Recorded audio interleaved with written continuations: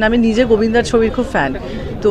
ছোটোবেলা থেকে প্রচুর গোবিন্দার সব ছবি মোটামুটি আমার দেখা। তো সেই ছবি দেখার তো একটা, তুমি যদি বলো প্রিপারেশন, সেটা তো একটা মাসল মেমোরিতে থেকেই যায় যে এই ছবিটা যখন আমি করছি এইভাবে আমি ক্যারেক্টারটা প্লে করব, সেটা একটা বলতে পারো। তার সাথে হচ্ছে যে এই ছবির যে ল্যাঙ্গুয়েজ, এই ছবির যে এসেন্স, সেটা আমার মনে হয় যে এটা ওই সাটল অ্যাক্টিং, মানে সেইটার সাথে এটার কোনো নেই, মানে এটা মানুষকে কানেক্টই করা হয় হচ্ছে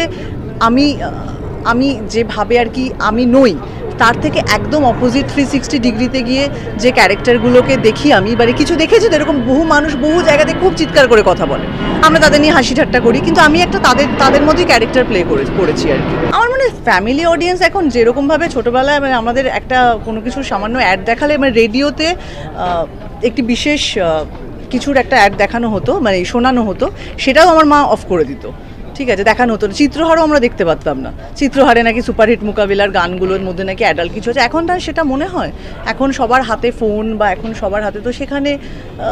যা সমস্ত কিছু হয় আর কি, তো সেখানে তো এটা আর আলাদা করে কিছু বলার নেই, এটা তো এখন মানে আমার মনে হয় পার্ট অফ সংস্কৃতি আর কি, ঢুকে গেছে আর কি। দেখো আলাদা করে কোনো স্পেসিফিকভাবে, মানে যেমন অনির্বাণ যে চরিত্রটা করেছে, ওর যেমন একটা স্পেসিফিক টোন আছে, যে টোনের কথা বলতে পারে এবং সেটা বলা যায় আর কি, ওর ডায়ালেক্টে, কিন্তু আমার এখানে এরকমভাবে কিছু বলার নেই,